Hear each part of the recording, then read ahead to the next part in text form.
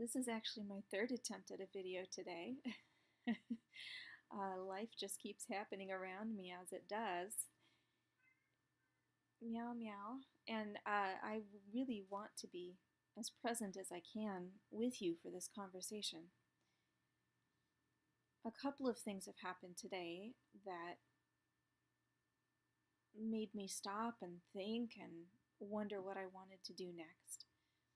One of those is that I've just learned that the Women's March is organizing a women's vigil for Syria. That will be on April 13th at 6 p.m.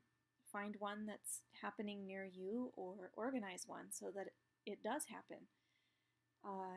And you can go to the Instagram account, Women's March, for details. But that felt good to me. It felt like a step towards standing up in yet another way against yet another form of persecution that we are taking part in as a nation.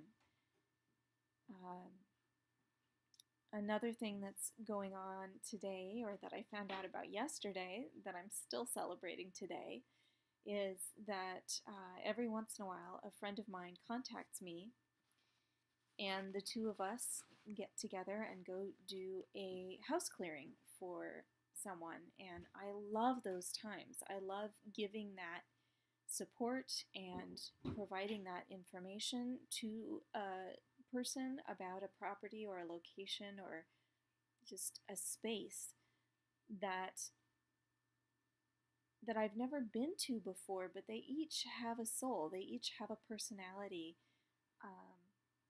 and being present with the energy of a space means that you sort of get a feel for that vibration and for how it might shift to be more supportive of certain goals or of certain vibrational energies that you actually want to encourage to be in the space. For example, someone who is setting up a business, especially a small business, probably wants that space to be welcoming, not just visually, but to feel welcoming, to have that appeal that reaches out into the street and welcomes people to come in and explore and discover. And I love creating that. We've also done home clearings. It's almost more like a consultation then, because we'll go in and we'll say, oh, I feel this sort of energy, or, there's some piece missing here, or there's not really a clear boundary of your property versus, the public spaces right outside your property. And here are some things at your discretion that you might consider doing to change that, to have a boundary so that people are less likely to walk in your lawn or less likely to look in your windows, or more likely to find your front door. That's always a challenge. At our house, we actually don't use the front door, and we have all these little signs, and so there's always this question of, is someone going to read the signs? Are the signs going to make sense for them? We're constantly chasing Amazon delivery guys around from door to door, trying to get the package to a place where either we can access it or where we hope they'll remember to put the package next time. Haven't really done much of that work with this house in that sense, not the fine-tuning. This house was actually abandoned when the current owner bought it, and so I've done a lot of clearing of the energy here and setting of the energy here and supporting certain qualities in the energy here that have not been nurtured on this property for a long time. This property had not been loved or cared for or appreciated for a long time, and that leaves a mark. Even once you clean things up and chop down the forest of the backyard and replace the roof so there are no holes, there's still this sense of belonging and acceptance that was missing when we first moved in. And so I've been slowly shifting that. I'm not really sure where I was going with that other than I'm excited. I'm excited that there's another opportunity coming up. I'm going to start saving energy for that so that I can really give it a good whole me. And beyond that, today I am resting. I'm recovering from all of the crazy that was yesterday. That was a lot. I didn't have the time to rest that at this point I need every day. Another thing that actually caught my attention today, that I don't know if you've had these experiences in your process and your journey yet, but a lot of the people that I'm interacting with right now are talking about food. And we're talking about how food interacts with our bodies, and each body, each person, and their experience with food is different. Sorry, the sun just got really gorgeously bright. Woo.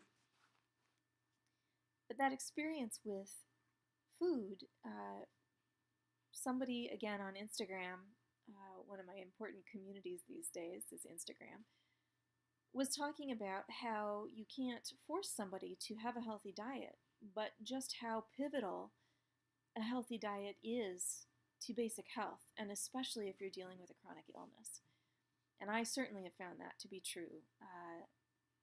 With my Lyme, I have chronic Lyme, with my chronic fatigue, with many of the other challenges that I'm facing right now with my health, being able to eat foods that my body can actually take in and break down and be nourished by, oh,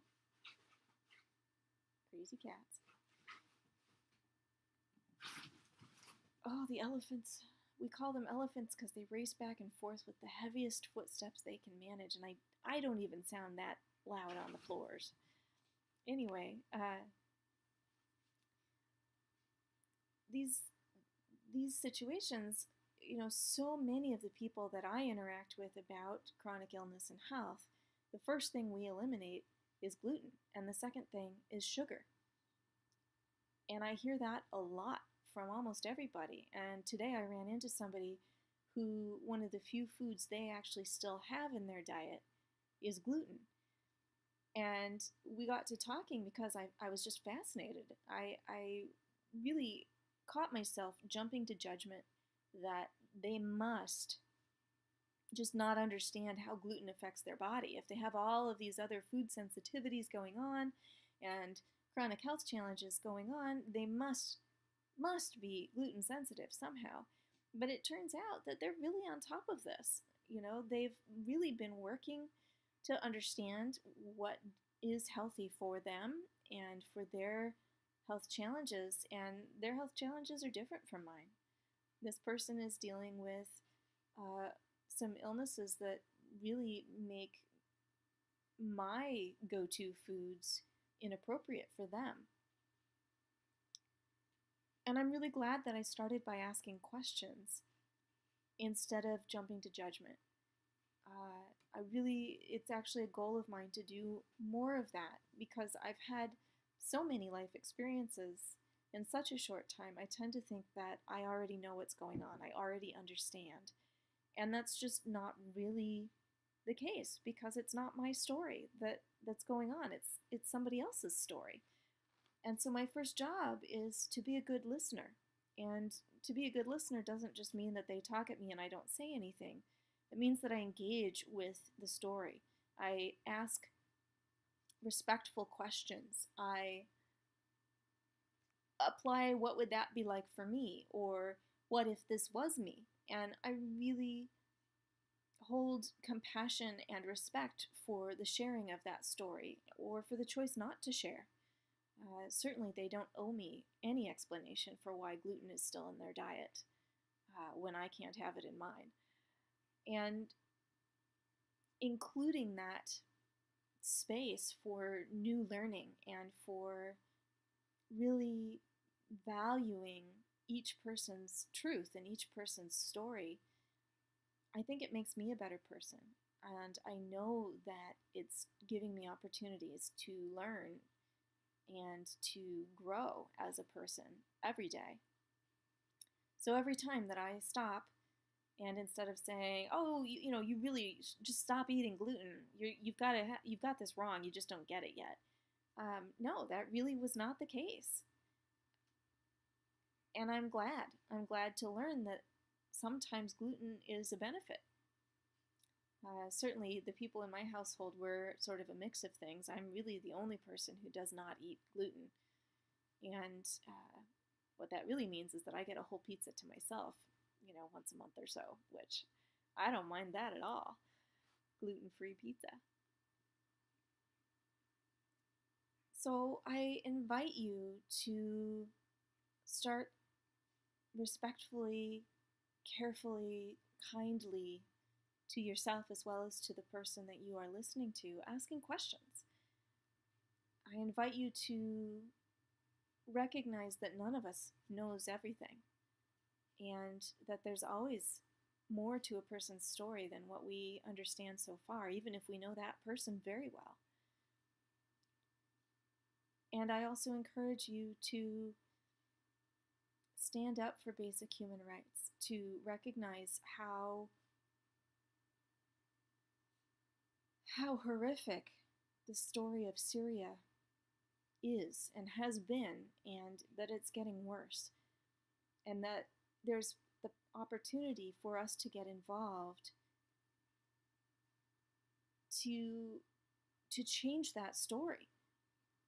Certainly we cannot undo prior wrongs that have already happened to these people who are just suffering um, and being killed in horrific ways and for horrific reasons. But we can say that our country needs to be part of the solution and not part of the killing. We can say that we want to be a safe harbor. We can say that it's not okay. It's not okay for people to suffer like this. It's not okay in our country. It's not okay in any country. And there's something that we can do about it if enough of us stand up together. Blessings on your journey.